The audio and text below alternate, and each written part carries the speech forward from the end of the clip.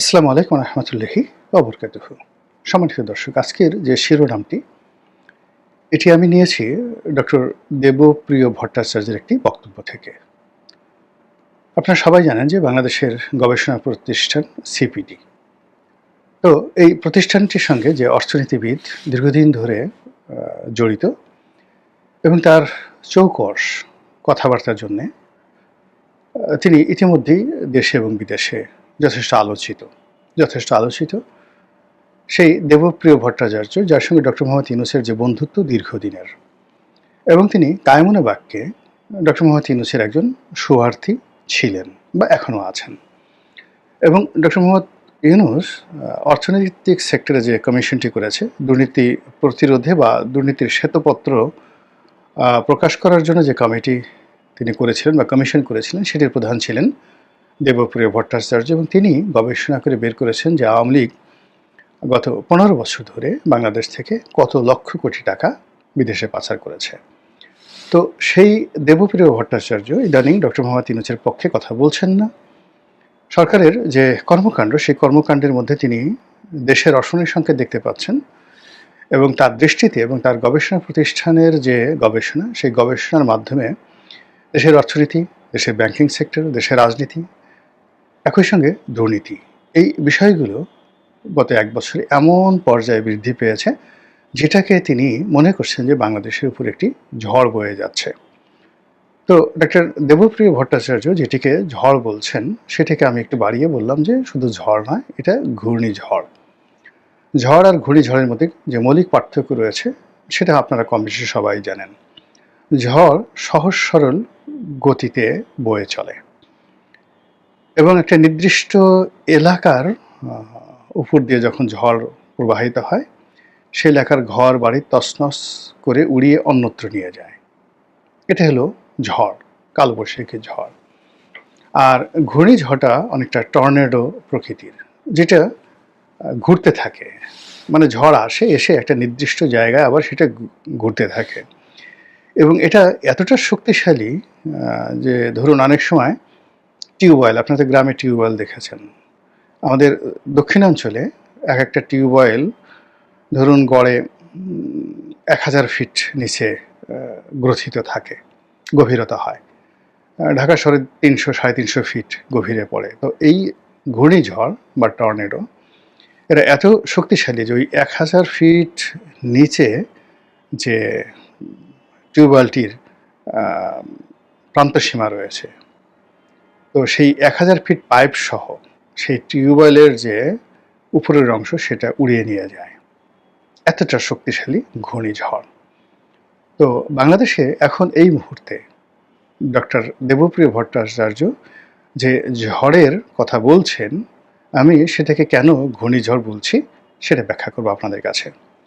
যেমন প্রথমে আপনি ধরুন ব্যাংকিং সেক্টরের কথা।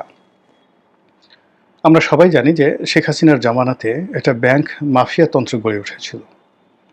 এখানে এস আলমের পরিবারে যে 5টি ব্যাংক ছিল, ইসলামী ব্যাংক ধারার 5টি ব্যাংক, এর মধ্যে সবচেয়ে বড় ব্যাংক ইসলামী ব্যাংক। এই ব্যাংকগুলো থেকে তিনি 2 লক্ষ কোটি টাকা নামে বেনামে লোন নিয়েছেন। তো এই লোন দিয়ে তিনি একটা নির্দিষ্ট অংশ বিনিয়োগ করেছেন আর বিরাট অংশ পাচার করেছেন, এরকমভাবে ধরে নেওয়া হয়েছিল। কিন্তু শেখ হাসিনার জামানাতে তার প্রতিটি প্রতিষ্ঠান তিনি ছলে বলে কৌশলে নতুন ঋণ দিয়ে বা এক ব্যাংক থেকে টাকা নিয়ে অন্য ব্যাংকে, এক জায়গায় টাকা নিয়ে অন্য জায়গায় নিয়ে একটা ধামাচাপা দিয়ে এই ব্যাংকগুলো তিনি চালিয়ে যাচ্ছিলেন। আমরা অনুভব করছিলাম যে শেখ হাসিনার পতনের সঙ্গে সঙ্গে এই 5টি ব্যাংক ধসে পড়বে এবং যদি শেখ হাসিনা দীর্ঘমেয়াদে থাকে তাহলে এই ব্যাংকগুলোকে দেউলিয়া ঘোষণা করতে হবে অথবা এই ব্যাংকগুলোকে সরকার একীভূত করতে হবে, এরকম আমরা ধরে নিয়েছিলাম। তো তার পতনের পরে এই যে বর্তমান ডক্টর মোহাম্মদ ইউনূসের সরকার যে বাংলাদেশ ব্যাংকের গভর্নর নিয়োগ দিলেন, তারা যে সকল কর্মকাণ্ড করলো, কথাবার্তা বললো, সেই কথাবার্তায় এস আলমের সময়টাতে যে সমস্যাগুলো ছিল এই 5টা ব্যাংকের, সেই সমস্যা আরও বহুগুণে বেড়ে গেল। এখানে নতুন টাকা ছাপিয়ে তাদেরকে ঋণ দেওয়া হলো এবং সেটা কীভাবে সমন্বয় হলো, কীভাবে মুদ্রাস্ফীতি না ঘটিয়ে সেই টাকা আবার বাংলাদেশ ব্যাংক ফেরত নিল বা নিতে পারলো কিনা আমরা কিছুই জানতে পারলাম না। মধ্য থেকে আমরা জানতে পারলাম যে এই ব্যাংকগুলোর যে ম্যানেজমেন্ট কয়েক দফা পরিবর্তন ঘটল এবং সে সকল ব্যাংকে বিভিন্ন রাজনৈতিক দলের মদতপুষ্ট যারা লোকজন রয়েছেন তারা সেখানে বসলেন এবং গত 1 বছরে এই ব্যাংকগুলো ন্যূনতম কোনো উন্নয়ন করতে পারেনি। এখন এই 5টা ব্যাংক একীভূত হওয়ার জন্য যে চেষ্টা করছে, এই চেষ্টার মধ্যেই এই ব্যাংকের যে সকল বড় বড় পার্টি ছিল, গার্মেন্টস কোম্পানি থেকে শুরু করে আরও বড় বড় কোম্পানি, তারা সবাই দেউলিয়া হতে বসেছে এবং অনেকে দেউলিয়া হয়ে গেছে। যেমন ধরুন একটা কোম্পানি আছে, ধরেন এক্স একটা কোম্পানি, এখন সে এক্সপোর্ট করে, তার ব্যাংকের কোনো লোন নাই, শুধু ব্যাংকিং করে এসালামের একটা কোনো ব্যাংকের সঙ্গে। তো বিদেশ থেকে তার হয়তো $1 কোটি তার আসছে, সে এক্সপোর্ট করেছে, $1 কোটি এসেছে। তো এই ডলার বাংলাদেশ ব্যাংকে এসে জমা হয়েছে আর বাংলাদেশ ব্যাংক তার সমপরিমাণ বাংলাদেশি টাকা ওই ব্যাংকটাকে পরিশোধ করতে বলেছে। তো ওই গার্মেন্টস কোম্পানি সে ধরুন $1 কোটি যদি হয়, তাহলে সেই $1 কোটি মানে মিনস 112 কোটি টাকা।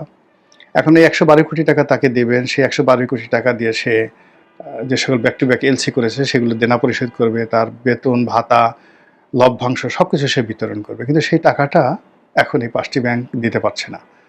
এরকম শত শত প্রতিষ্ঠান এই 5টি ব্যাংকের যারা মানে এরকম দেউলিয়াত্বের কবলে পড়েছেন। ব্যাংকের কোনো যাকে বলা হয় তাদের ঋণ নাই, কোনো কিছু নাই, কেবলই মাত্র তাদের অ্যাকাউন্ট ওই ব্যাংকের সাথে থাকার কারণে। এখন বাংলাদেশ ব্যাংকে এই ধরনের যারা ভালো ভালো কোম্পানি রয়েছেন, ভালো ভালো ক্লায়েন্ট রয়েছেন, তাদেরকে প্রোটেকশন দেওয়ার জন্য কোনো ব্যবস্থা না নিয়ে এই ব্যাংকগুলোর উপর যে বিধি ব্যবস্থা শুরু করেছে তা অর্থনৈতিক অঙ্গনের শুধু ঝড় নয়, ওই যে ঘূর্ণিঝড়। মানে এই 5টা ব্যাংকের বা 6টা ব্যাংকের যে বড় বড় যে পার্টিগুলো রয়েছে, যারা গত 20, 25, 30 বছরে কখনো মন্দ ব্যবসা করেনি, তাদেরকে সমূলে বিনাশ করে দেওয়া হচ্ছে, যা কিনা পুরো দেশের অর্থনীতির জন্য একটা বিরাট ঝড় হাওয়া। যেহেতু সিপিডি মূলত অর্থনীতি নিয়ে কাজ করে, আমি এই একটা উদাহরণ দিলাম। একইভাবে এই এসালামের ব্যাংকগুলো ছাড়াও আরও কয়েকটি প্রবলেম ব্যাংক রয়েছে, যেমন আরব বাংলাদেশ ব্যাংক, যমুনা ব্যাংক, তারপরে শেষে ন্যাশনাল ব্যাংক।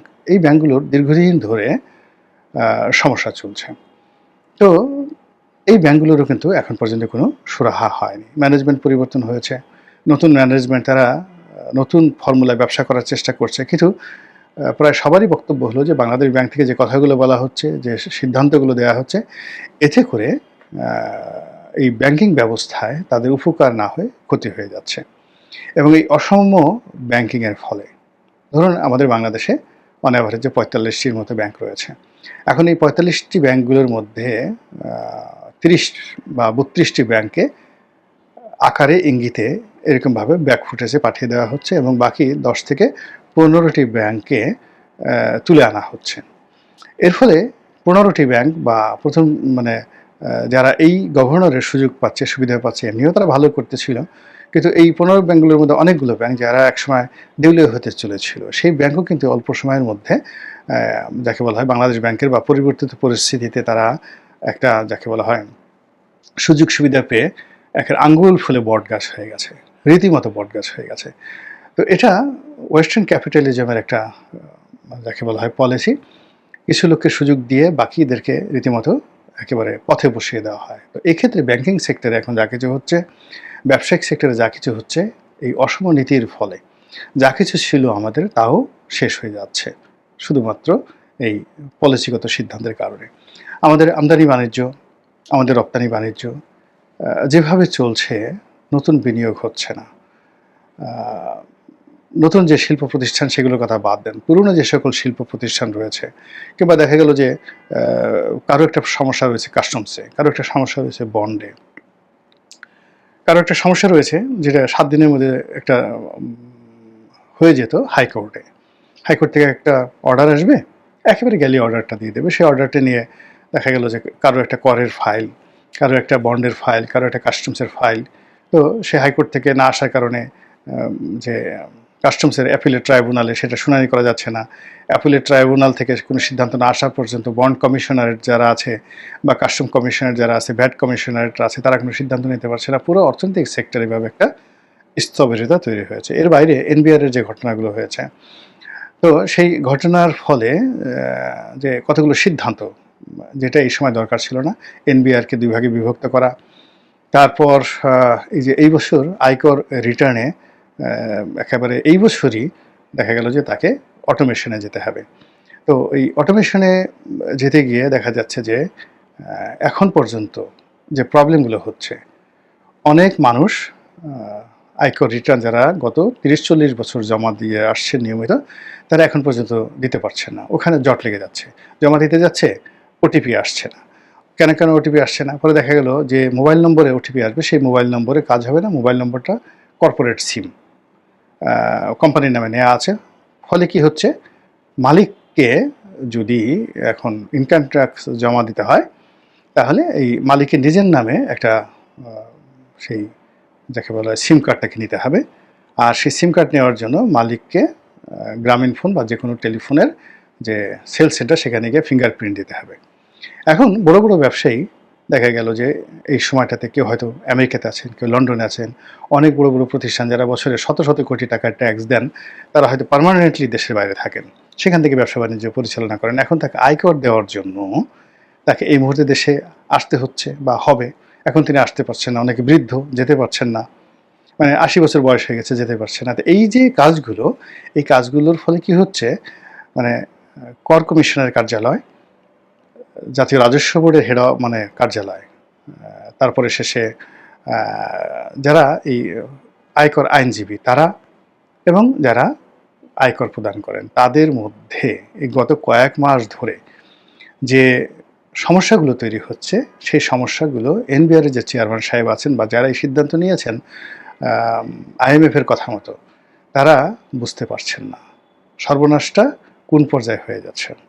এখন যে সকল কথাবার্তা বলা হচ্ছে যে আমাদের আসলে ৩,০০০ কোটি টাকা দরকার কেবলমাত্র এই বছরে জলবায়ুর যে সংক্রান্ত যে ফান্ড রয়েছে, অর্থাৎ বিশ্বের সঙ্গে ব্যবসা বাণিজ্য করার জন্য জলবায়ু সেক্টরে পরিবেশের ভারসাম্য রক্ষা করার জন্য বাংলাদেশ সরকারকে ৩,০০০ কোটি টাকা খরচ করতে হবে, যেটা অর্থ উপদেষ্টা বলেছেন। এখন সেটা হচ্ছে না, সেটা পারা যাচ্ছে না। এর কারণ হলো আমাদের নর্মালি ব্যবসা বাণিজ্য চালানোর জন্য $১০০ কোটি মানে আনতে গিয়ে, মানে $১ বিলিয়ন আনতে গিয়ে আইএমএর পাশে গিয়ে আমাদের জীবন তছনছ হয়ে যাচ্ছে। তো আমরা যেখানে নিজেদের দৈনন্দিন ব্যবসা চালাতে পারছি না, সেখানে ৩,০০০ কোটি টাকা, ৪,০০০ কোটি টাকা আমরা কীভাবে জলবায়ু খাতে আমরা ব্যবহার করব। আর জলবায়ু খাতে এটা ব্যবহার না করলে আইএমএফ লোন দেবে না, আবার আইএমএফের লোন ছাড়া আমি এটা করতেও পারছি না। কীরকম একটা প্যাচের মধ্যে সরকার যে ফেলে দিয়েছে পুরো অর্থনৈতিক সেক্টর, সেই অর্থনৈতিক সেক্টরের কারণে রাজনৈতিক সেক্টর, অর্থনৈতিক সেক্টর, মানুষের মনোজাগতিক অবস্থা, পরিবার পরিজনের মধ্যে যে সম্পর্ক, বৈদেশিক সাথে যে সম্পর্ক, যাদের ছেলেমেয়ে দেশের বাইরে পড়ে তারা এখানে যারা ব্যবসা বাণিজ্য করার চেষ্টা করছেন, চলে যাওয়ার চেষ্টা করছেন, বিদেশে কর্মসংস্থানের চেষ্টা করছেন, অনেকে চলে আসার চেষ্টা করছেন, সব কিছুর মধ্যে একটা ঘূর্ণিঝড় তৈরি হয়েছে। এর ফলে মনে হচ্ছে সরকার অধৈর্য হয়ে পড়েছে, সরকার পথ হারিয়েছে। এটা ডক্টর দেবপ্রিয় ভট্টাচার্যই বলছেন। এবং আমার কাছে মনে হচ্ছে যে সরকার শুধু পথ হারাননি, তিনি দেখতে পাচ্ছে না, সরকার দেখতে পাচ্ছে না যে সে কোন পথে আছে। সে কি যেমন চট্টগ্রামে যাবে, সে কি ঢাকা চট্টগ্রাম হাইওয়েতে আছে, নাকি পথ ভুলে সে অন্ধকারের মধ্যে মাঝপথে সে আবার ঢাকার দিকে আসছে। সে কি এখনও সেই যে রেল বা সড়কে রোডের উপর আছে, নাকি মানে ধানি ক্ষেত, বিল, ঝিল এগুলোর মধ্যে নেমে গেছে। সে কি হাঁটু পানির মধ্যে আছে না কাদার মধ্যে আছে। সে কি অন্ধকার রজনীর মধ্যে আছে, চাঁদনি রাতের মধ্যে আছে না দিনের আলোতে আছে, এটা বোঝা যাচ্ছে না। প্রায় প্রতিদিনই সরকারের যে সিদ্ধান্ত, সেখানে অধৈর্যতা প্রকাশ পাচ্ছে, দিকভ্রান্তিতা প্রকাশ পাচ্ছে। এবং সরকার শুধু পথ হারায়নি, সঙ্গে সঙ্গে মনে হচ্ছে যে সরকার ভীত সন্ত্রস্ত হয়ে পড়েছে যে আমি যে জায়গাতে আটকে আছি, এখান থেকে তো আমি উদ্ধার পাবো না। আমি সামনেও যেতে পারছি না, পিছনে যেতে পারছি না, ডানে যেতে পারছি না, বামে যেতে পারছি না। অন্ধকার রজনী, অমাবস্যা, কোথা থেকে কখন ভূত চলে আসে, প্রেত চলে আসে, দানব চলে আসে, রাক্ষস চলে আসে, সাপ চলে আসে, বেজি চলে আসে, এসে আমাকে কামড় দেয়। এই যে আতঙ্ক পথহারা একটা মানুষের মনে, গভীর জঙ্গলে বা বিলের মধ্যে, ঝিলের মধ্যে, ধান ক্ষেতের মধ্যে মানুষ যদি সে বিস্তীর্ণ ভূমিতে হারিয়ে যায়, আমরা আগে বলতাম বোবায় ধরেছে, তো এরকম যদি সরকারকে ধরে থাকে, তাহলে সরকার এখন যে ভুলগুলো করছেন, আগামীতে সেই ভুল যদি আরও বাড়তে থাকে, তাহলে আমরা একটা কি উত্তাল সময়ের মধ্যে পড়ব। আল্লাহ আমাদের সেই দুরবস্থা থেকে রক্ষা করুন, হেদায়েত দান করুন এবং হেফাজত করুন। আসসালামু আলাইকুম ওয়া রাহমাতুল্লাহি ওয়া বারাকাতুহু।